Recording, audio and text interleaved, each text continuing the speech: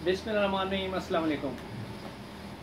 मैं होम्योपैथिक के बारे में आपको बताता हूँ। डॉक्टर तौसीफ़ है और मेरा मैं छोटे छोटे लेक्चर देता रहता हूँ होम्योपैथिक के बारे में, और छोटे छोटे अमराज के बारे में डिटेल भी बताता हूँ, छोटी छोटी उसके बारे में, और फिर होम्योपैथी में जो दवाइयाँ इस्तेमाल होती हैं वो भी बताता हूँ। ये एक सीरीज़ है, तो आप अगर मतलब आपने पहले भी लेक्चर मेरे सुने होंगे, तो एक ख़ास सीक्वेंस में मैं चलता हूँ कि मदर टिंचर बताता हूँ, पहले मर्स का बता देता हूँ थोड़ा सा, फिर मदर टिंचर्स, और फिर उसके बाद 30 पोटेंसी या 200 पोटेंसी की मेडिसिन, फिर कॉम्बिनेशन, फिर बायोमेट्रिक, बायो की जो केमिक हमारी दवाइयाँ हैं बायोकेमिक की, उनके बारे में लाजमी बता देता हूँ आपको मैं थोड़ा बहुत। वो भी आप उसमें आपके उसमें आ जाता है नॉलेज में कि अच्छा आप ये भी इस्तेमाल कर सकते हैं। और फिर उसके बाद डाइट के बारे में बता देता हूँ। तो आज का मेरा टॉपिक है स्टाई के बारे में। स्टाई कहते हैं गुहांजनी को। गुहांजनी को क्या है, ये भी काफ़ी है लोगों में रहता है। ये बेसिकली ये जो आम की जड़ होती है, आम की जड़, इसमें एक बेसिकली जरासीम होता है, स्टेफ्लोकोकस कहते हैं उसको। एक जरासीम है, आप उसको छोड़े उसके नाम को, एक जरासीम है, तो वो उस जरासीम की वजह से ये होती है आपको। अब वो इन्फेक्शन कर देता है वहाँ पहुँच के।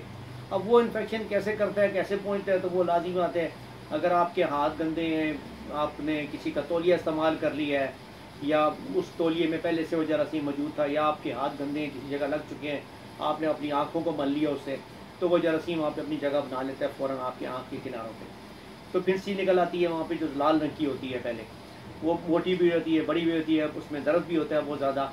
तो ये कहलाती है गुहांजनी, ये स्टाई कहलाती है असल में। जो स्टाई मैं कह रहा हूँ आपको कि ये प्रॉब्लम होती है, जिसकी वजह से ये फिर आपकी आँख के ऊपर काफ़ी ज़्यादा प्रॉब्लम निकल आ रही है। प्रॉब्लम हो गया, दर्द भी स्टार्ट हो जाता है। तो ये, लेकिन ये उसकी बुनियादी वजह मैंने बता दी है, बेसिकली गंदगी की वजह से होती है ये, कि आपके हाथ गंदे हैं, और ये उस वजह से। और ये फिर उसके बाद ये अगर आप इस्तेमाल तौलिया दोबारा करके छोड़ देंगे तो वो किसी और बंदे को भी लग सकती है। तो इसका ख्याल रखना भी ज़रूरी होता है। बाज़ बात ये घर में सबको फैल जाती है, तो ये भी इसका ख्याल ज़रूर करें। तो ये इसके तो बड़ी बात है कि ये भी इमीडिएटली लोगों तक पहुंच जाती है ये वाली। तो ये फिंसी तो अगर ज़्यादा मोटी हो जाए, तो अगर आपको अव्वल तो खैर ये कुछ दिन बाद खुद ही फट जाती है, इसमें से रतूबत निकल आती है, फिर हल्की ख़त्म हो जाती है। तो वो जरासीम लेकिन रहता है काफ़ी अर्सा वहाँ पे, तो उसका भी आपने ख्याल रखना है। तो उसके अलावा ये है कि इसमें जो मैंने आपको बुनियादी बातें बता दी, क्या वजूहत क्यों और ये होती है गुहांजनी या स्टाइल जिसको बोलते हैं, ये क्यों होती है। लेकिन ये फिर, लेकिन अगर ये बहुत मोटी हो जाए तो फिर उसको चीरा भी देना पड़ता है। तो मतलब ये नहीं कि ये किसी दवाई से आप देंगे तो ये खुद ब खुद फट जाएगी और सारा को बाहर आ जाएगा, लेकिन फिर भी इसको चीरा देना पड़ता है। आप इसके लिए गुहांजनी एक बीमारी है, या आप काफ़ी लोग आप देखा होगा निकल आते हैं आँख पे, तो इसलिए इसके बारे में होम्योपैथी में काफ़ी अच्छी दवाइयाँ हैं, 1 2 3 4 5 है, मैं आपको बता देता हूँ सारी दवाइयाँ। जो मदर टीचर सबसे अच्छा इसमें इस्तेमाल होता है वो 2 ही होते हैं, कैलेंडोला भी है और हाइपेरिकम भी है। वो आप दोनों यूज़ कर सकते हैं। ये भी इन्फेक्शन को ख़त्म करते हैं, ये जरासीम को भी ख़त्म करते हैं। ये आप उनको 5 पंच करते हैं दिन में 3 मरतबा भी दे सकते हैं, इससे बहुत ज़्यादा फ़र्क पड़ जाता है इसको। उसके अलावा जो इसमें सबसे जो मेन मेडिसिन जो इस्तेमाल होती है होम्योपैथी की, सबसे अच्छी जो इस्तेमाल होती है गुहांजनी में, वो है स्टेफिलोकोकस और पल्सटीरा। ये तो दोनों दवाइयाँ आप समझ लें कि बिल्कुल बहुत ही ज़बरदस्त दवाइयाँ इस्तेमाल करें आप, ये इमीडिएटली इसको ख़त्म कर देती हैं। सल्फ़र भी आप इस्तेमाल कर सकते हैं, हीपर सल्फ भी इस्तेमाल कर सकते हैं इसमें। लेकिन जो टॉप की 2 दवाइयाँ जो मेरे इस्तेमाल में बहुत ज़्यादा हैं, स्टेफिलोकोकस है और पल्सटीरा है, ये आप इस्तेमाल कराएँ, और तो इससे भी फ़ौरन माशाल्लाह विदिन 2-3 डेज़, 4 दिन 5 दिन के अंदर ये जो है गुहांजनी ख़त्म हो जाती है। फिर उसके बाद जो इसका कम्बिनेशन है, वो जैसे मैंने आपको पहले बताया था कि दवाइयाँ तो सल्फ़र भी है, हीपर सल्फ भी है, इस्तेमाल तो कर सकते हैं, लेकिन आप इन्हीं दोनों को मिला लें, ये स्टेफिलोकोकस को मिलाएँ और पल्सटीरा साथ मिला लें।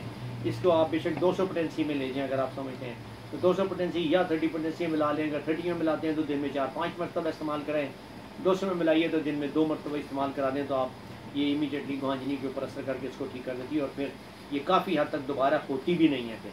तो ये दवाइयाँ आपके ज़हन में रहनी चाहिए। ये गुहांजनी के बारे में बहुत अच्छी दवाइयाँ जो मेरे बहुत ज़्यादा इस्तेमाल में आई हैं, और उससे मैंने बहुत फ़ायदा हासिल किया है, तो लोगों को भी आराम आया है इस दवाइयों से।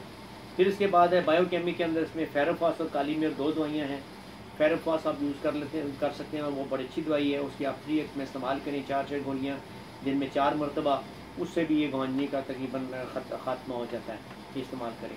खुराक इसमें कोई ख़ास नहीं है, आप इसका तरीका ये भी होता है कि ये पहले आप गर्म कपड़ा वो करके ना हाथ पे या पे से कम से करके आप कर लें, लेकिन है कि गर्म करके ना वो गर्म पानी में मिला के उसको ऊपर लगाएं, उसके फ़ौरन बाद ठंडा पानी लगाएं, उसके ठंडे पानी में कपड़े को भिगो के फिर उसको इस्तेमाल करें उसके ऊपर, उससे भी ये इसके ऊपर बहुत ज़्यादा फ़र्क पड़ जाता है।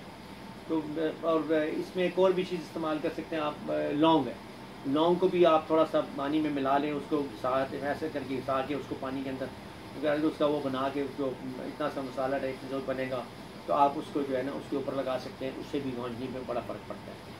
तो ये तो मैंने आपको बता दिया इसके बारे में, दवाइयाँ भी, कॉम्बिनेशन भी और चीज़ें भी गौंजने में। फिर इसका इलाज होम्योपैथी में बड़ा अच्छा है, तो काइंडली इसकी तरफ आप ज़रूर आप इसलिए जो लोग चाहते हैं कि होम्योपैथी में हमें इसका इलाज मिले, तो उसके लिए मैंने आपको चीज़ें बता दी हैं, ये नोट कर लीजिएगा। कोई सवाल हो तो आप मुझसे पूछ सकते हैं। तो अगले लेक्चर के लिए मुझे इजाज़त दीजिएगा, उस वक्त तक के लिए अल्लाह हाफ़िज़।